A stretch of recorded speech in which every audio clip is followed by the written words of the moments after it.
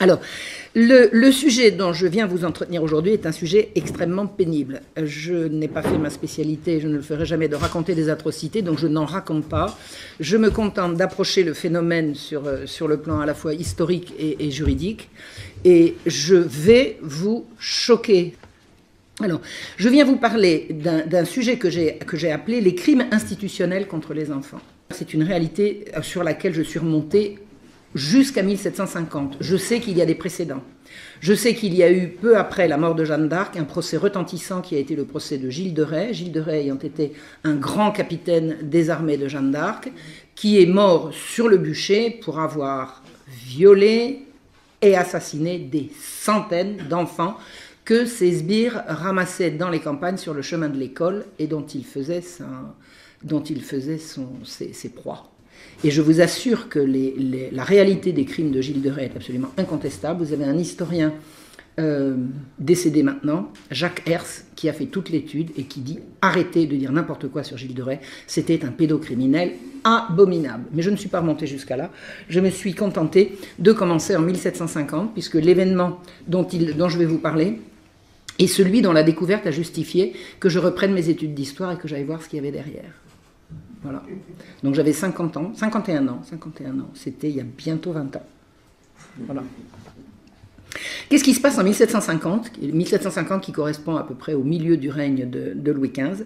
Des milliers de parents se soulèvent à Paris où la police, on dit que c'est la police, mais les gens ne sont pas tout à fait sûrs, en tout cas des individus visiblement protégés par les autorités, enlèvent des enfants sur le chemin de l'école. Des enfants sont enlevés, mis dans des carrosses et happés et disparaissent. Ils disparaissent dans les prisons. La rumeur commence en septembre 1749. Des parents hurlent, enfin, on entend il y a des débuts d'émeutes, enfin des gens qui poussent des cris, on a enlevé mon fils, on a enlevé ma fille. Et les mémorialistes de l'époque, dont on se sert beaucoup quand on fait de l'histoire, commencent à dire une fausse rumeur, un faux bruit circule qu'on enlève des enfants. N'importe quoi. Les gens sont bêtes au point qu'ils croient qu'on enlève leurs enfants. Je ne sais pas si vous imaginez comme les Français étaient bêtes à cette époque-là. Et la chose a tellement plu, cette version des choses a tellement plu que pendant des années, pour ne pas dire pendant un siècle ou deux, chaque fois que cet épisode a été relaté, c'était pour dire les gens croyaient qu'on enlevait leurs enfants. Une rumeur faite de faux bruits dit que les gens ont cru qu'on enlevait les enfants. J'aime autant vous dire que les historiens qui ont mis le nez dans le dossier, et j'en fais partie, moi je suis arrivé après une longue liste, je vous assure que c'est absolument incontestable, des gens payés par la police arpentaient les rues de Paris et happaient des enfants qu'ils mettaient dans des carrosses et qu'ils emmenaient dans des trous, dans des culs de basse-fosse où leurs parents avaient toutes les peines du monde à les tirer. Donc, une fois que la chose a été incontestable, que effectivement la police enlevait des enfants, enfin vous avez tellement de témoignages, vous savez, il y avait à Paris à l'époque des commissaires de police à qui était attribué un quartier de Paris, et les plaintes pour enlèvement d'enfants tombaient dans les commissariats. Les commissariats, ils ont des archives, il n'y a qu'à aller regarder dedans et on voit qu'il y avait une réalité absolument incontestable. Donc une fois qu'on a fini de nier qu'on enlevait des enfants, on a fait circuler ce qu'on appelait des faux bruits et des rumeurs idiotes. Par exemple, les gens disent qu'on enlève les enfants parce qu'un prince lépreux a besoin de sang frais de jeunes enfants et il se fait couler des bains de sang, etc. Bon, alors qui c'est qui va croire à des âneries pareilles en plein Paris en 1750 ? En admettant que de telles abominations puissent éventuellement avoir lieu, ce n'est pas des choses qui se racontent dans la rue, il est bien évident que ce sont des fausses pistes qu'on lâche pour ridiculiser les parents qui se plaignent. On dit que là, on a accusé, plus ou moins à mots couverts, plusieurs personnes de ces exactions.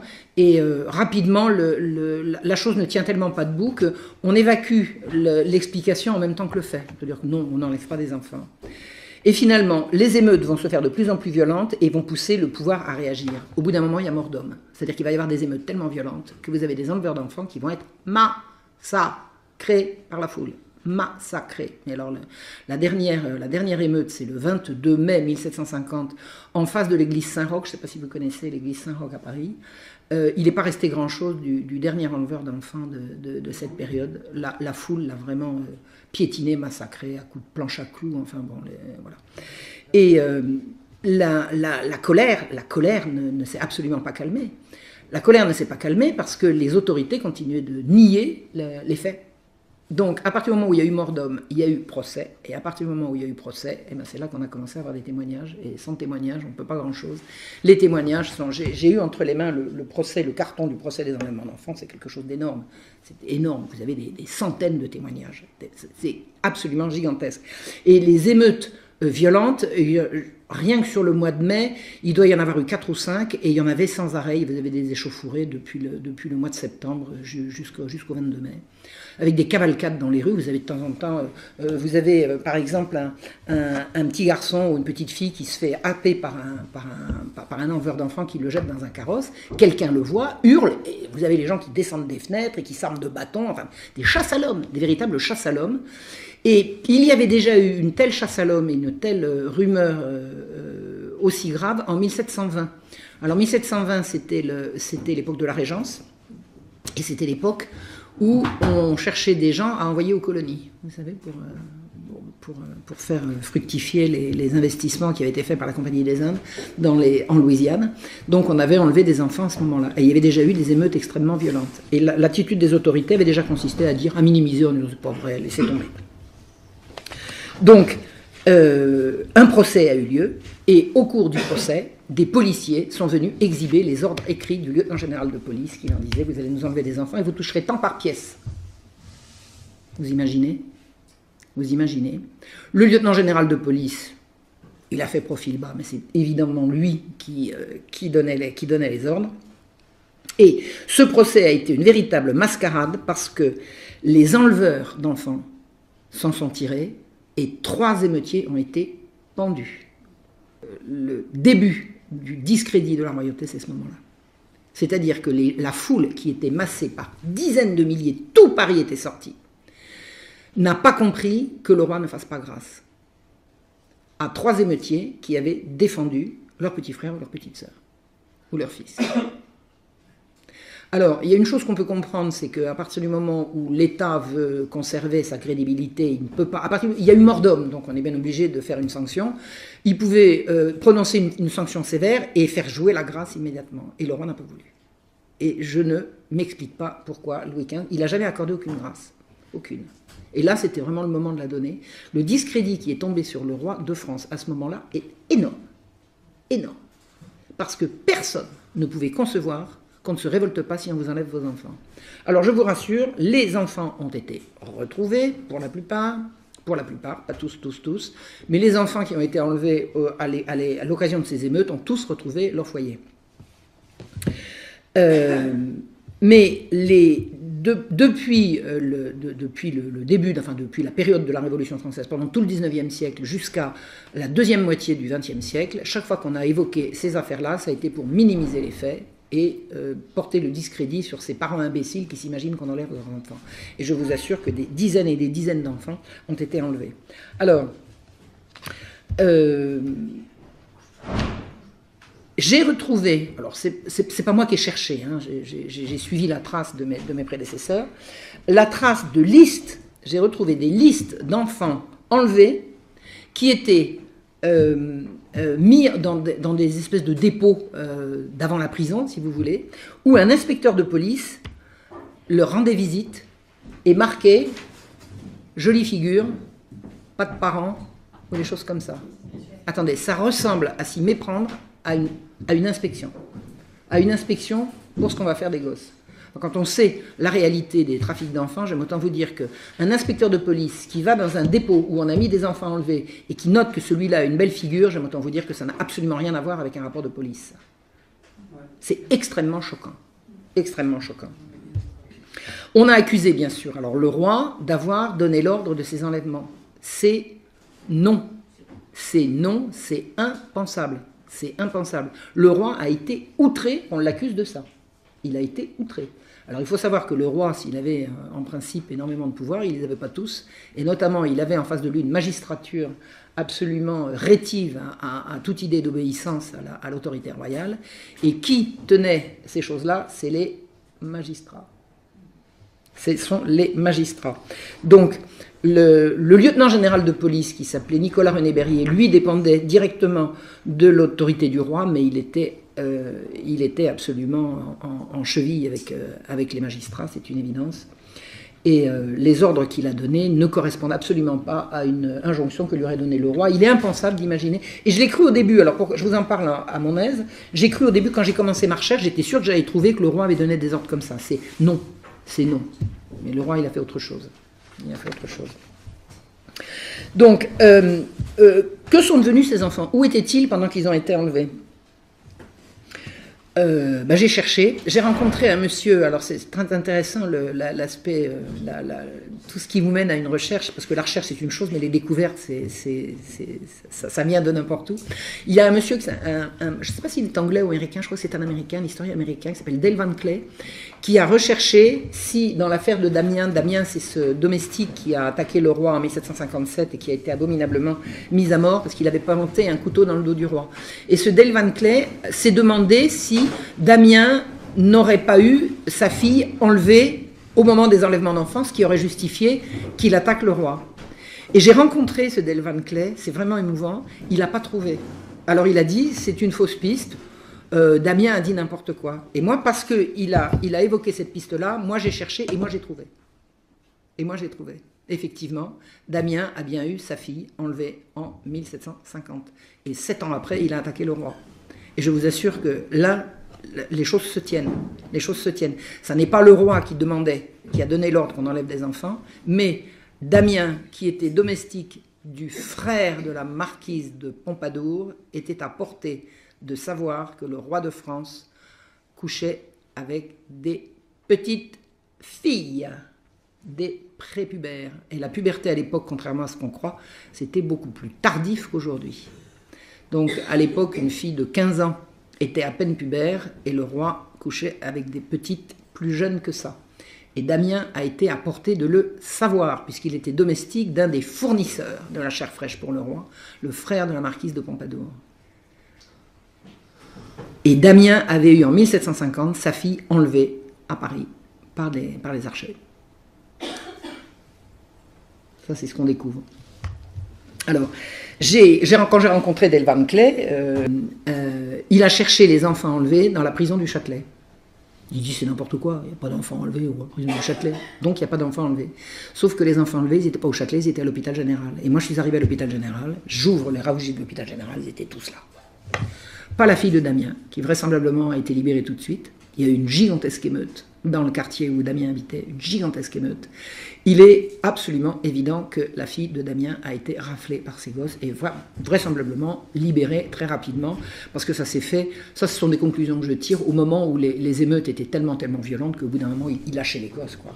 Quand il voyait que l'émeute prenait de l'importance, les exempts, c'était pas les archers, c'était les exempts. Exempts, ils étaient exemptés de certaines taxes, c'est pour ça qu'on les appelait les exempts. Donc les exempts ont fini par relâcher les gosses, et c'est vraisemblablement ce qui est arrivé à la fille de Damien. Mais il y a vraiment des choses à comprendre. Une grande affaire criminelle du siècle de Louis XV, qu'est-ce qu'il y a dessous? Il y a des affaires de pédophilie. C'est clair et net. Et si vous trouvez un procès gigantesque, énorme, un énorme scandale inexpliqué, si c'est inexpliqué, c'est que c'est caché. L'explication est toute simple. Ça, j'aime autant vous dire que les affaires de mœurs, elles sont derrière tout ce qu'on essaye de cacher. Pratiquement. Donc, pourquoi est-ce que Dale Van Clay n'a pas retrouvé la petite Marie Damien? C'est parce qu'il l'a cherchée dans les registres du Châtelet, et que, enfin, c'est pas Marie Damien, il a dit on n'enlevait pas les filles. Si, on enlevait les filles. On enlevait les filles et les garçons. Et moi, j'ai retrouvé les garçons à l'hôpital de Bicêtre et les filles à l'hôpital de la Salpêtrière. Et j'ai des listes entières, j'ai le nom, le prénom, le nom des parents et tout. La date à laquelle ces enfants sont arrivés à la Salpêtrière ou à Bicêtre et la date à laquelle ils sont sortis. Donc c'est pour essayer de comprendre ce que c'était que la destination de ces enfants que je suis allé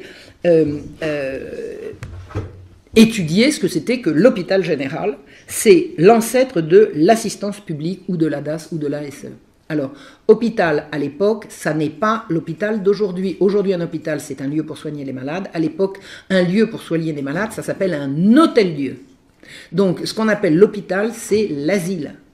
C'est l'asile. C'est-à-dire l'institution dans laquelle on enferme, on renferme les, alors pas les délinquants, parce qu'il y a pour ça la prison, mais les pauvres, les marginaux, tous les gens qui traînent. Voilà, on ne veut plus que les gens traînent dans les rues. Il y a eu énormément de mendicité. L'hôpital général a été officiellement créé pour venir à bout du problème de la mendicité. Donc, régulièrement, les villes sont envahies de mendiants. Pourquoi est-ce que les mendiants mendient dans les villes et pas dans les campagnes, à votre avis? Un jour, je me suis posé la question, mais j'ai trouvé la réponse. Pourquoi? Attendez, le blé, il est à la campagne ou il est à la ville, a priori? Ben non, parce que les villes sont de toute façon approvisionnées. Donc les mendiants, ils suivent le blé. Les villes seront toujours approvisionnées, quitte à aller taper sur les paysans pour leur piquer leur réserve. Les villes sont approvisionnées, donc les mendiants suivent le blé. Et en période, notamment pendant la période de la Fronde, qui ont été 4 ans absolument abominables, une misère absolument atroce, l'hôpital général a été créé juste au sortir de la Fronde pour, on a justifié au roi, venir à bout du problème récurrent de la mendicité. Alors, les magistrats, la plupart jansénistes, pas uniquement, au début c'était magistrats de la Compagnie du Saint-Sacrement, après c'était vraiment les jansénistes, opposant à la première heure à l'autorité royale et à l'autorité du pape. Ces gens-là savent mieux, ils sont plus royalistes que le roi, ils sont plus papistes que le pape, ils savent tout mieux que tout le monde, et ce sont eux qui ont inventé l'hôpital général, à qui ils ont demandé, dont ils ont prétendu qu'il allait régler le problème de la mendicité. Alors c'est quoi le problème de la mendicité? Pour ces gens-là, un mendiant, c'est pas un malheureux, c'est un feignant. Un feignant. Il mendie parce qu'il ne veut pas travailler. Attendez, quand vous mendiez, c'est parce que vous avez perdu votre outil de travail la plupart du temps. Aucune commisération, vraiment des gens d'une dureté absolue. Et ils ont inventé l'hôpital général.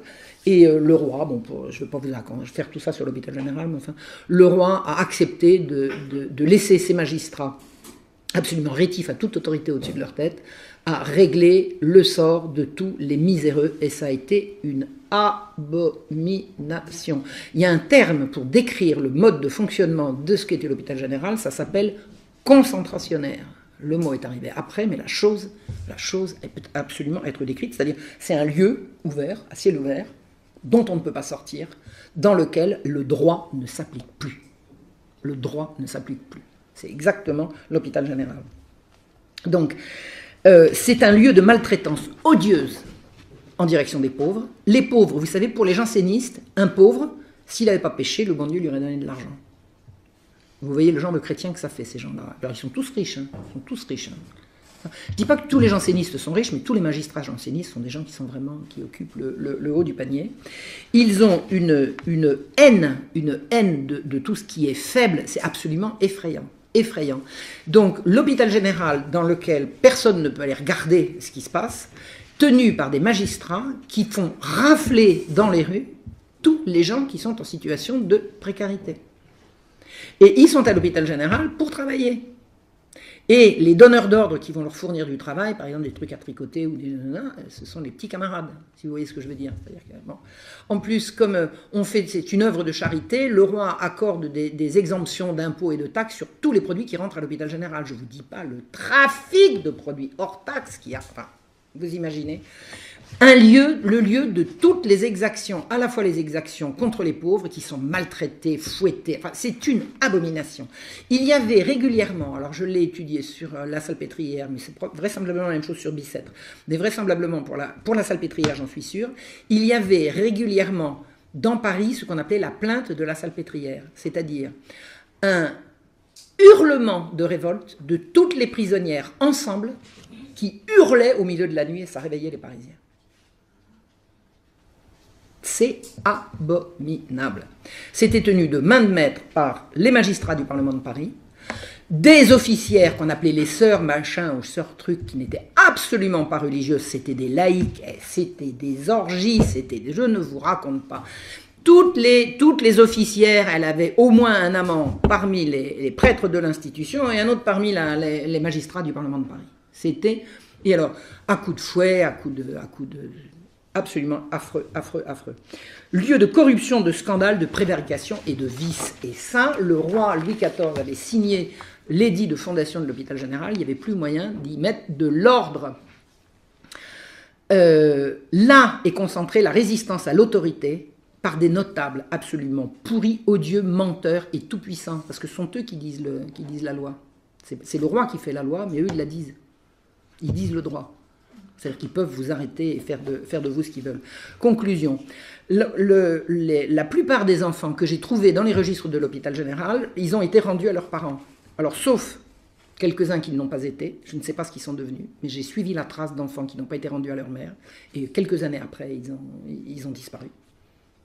La question se pose de savoir ce qu'ils sont devenus. Aucune enquête n'a jamais été faite sur le sujet. Et je le sais parce que comme j'ai passé toute mon année universitaire de DEA, tous les mercredis, toute la journée, aux archives de l'assistance publique, j'aime autant vous dire que tout ce qui a été écrit sur le sujet m'est passé entre les mains. Donc personne n'a fait cette recherche. Sauf moi, mais il faut bien quelqu'un qui commence. Et j'ai établi, pendant cette recherche, une liste de milliers d'enfants qui, alors non pas enlevés dans les rues, enfants entrés dans l'institution en tant qu'enfants pauvres, qui sont sortis, alors ils rentraient soit parce qu'ils étaient orphelins, soit parce qu'ils étaient abandonnés, soit parce qu'ils entraient avec leur maman, au bras de maman ou dans les bras de maman. Et ils ressortent seuls, par milliers, des centaines et des centaines, à la file, et au fil des années, des milliers et des milliers. Que sont devenus ces enfants ? Que sont devenus ces enfants ? L'hôpital général, qui est là pour régler le problème de la mendicité, est un gouffre dans lequel les enfants pauvres entrent, ils sont censés y rester, grandir, apprendre un métier et ensuite retourner à la vie. Ils entrent, ils restent quelques mois, ils ressortent et ils disparaissent. Et certains réapparaissent et redisparaissent et réapparaissent et redisparaissent. Qui vient se servir d'enfants ? Pourquoi faire ? Qu'est-ce qu'on fait de ces gosses ? Personne n'a le droit de regarder ce qui se passe à l'hôpital général, à part les magistrats jansénistes du Parlement de Paris. Et leurs affidés. En fait, l'hôpital général était le lieu d'un gigantesque trafic d'enfants pauvres.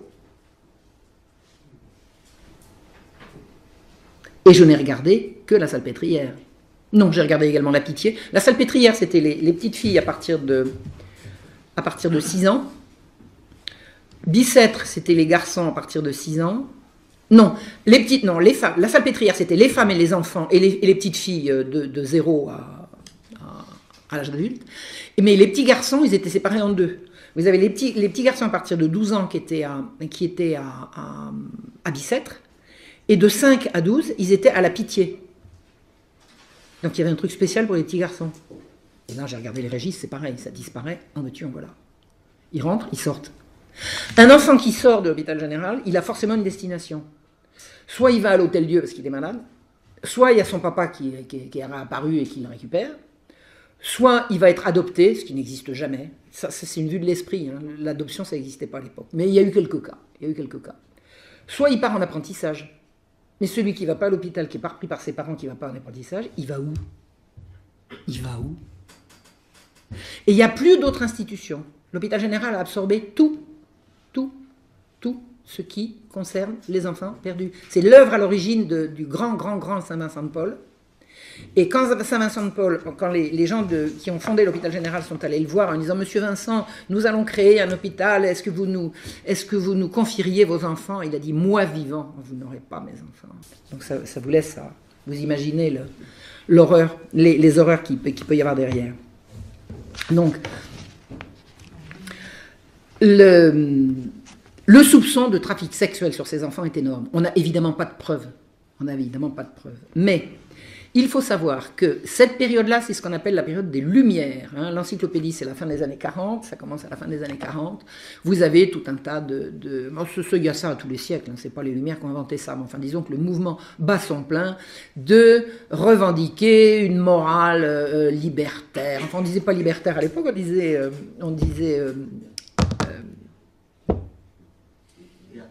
libertin. On ne dit pas libertaire, on dit libertin, le siècle du libertinage. Et dans le libertinage tel qu'il est promu par les gens des Lumières, il y a également ce qui touche aux enfants.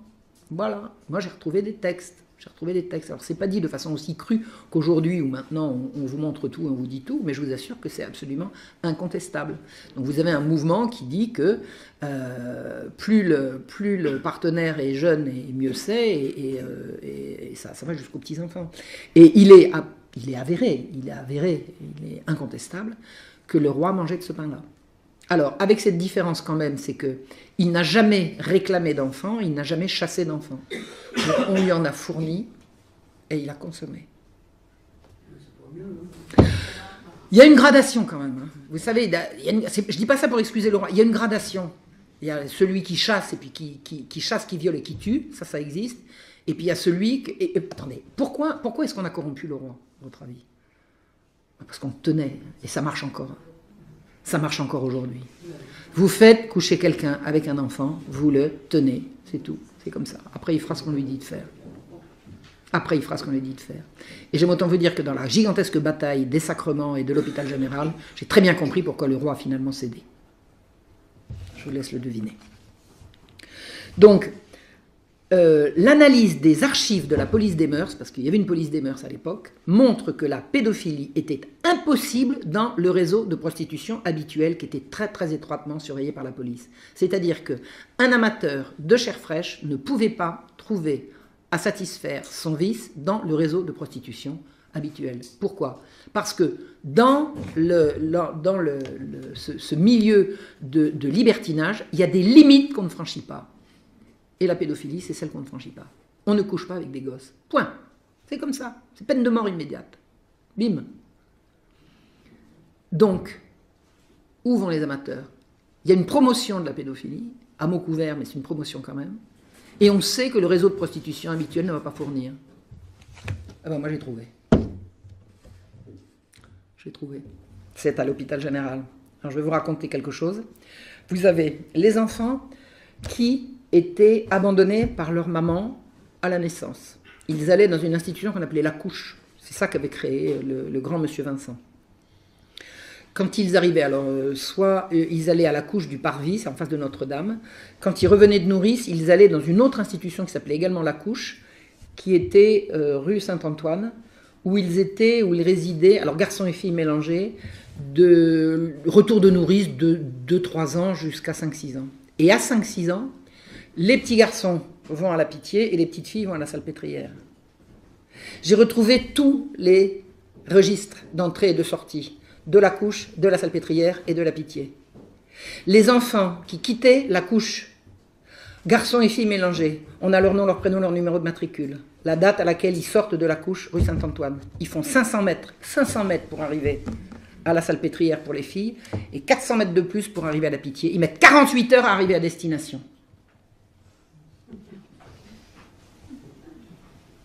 J'ai été tellement suffoqué quand j'ai découvert ça que j'ai cru que je m'étais trompé. J'ai dit, j'ai fait une erreur. J'ai fait une erreur.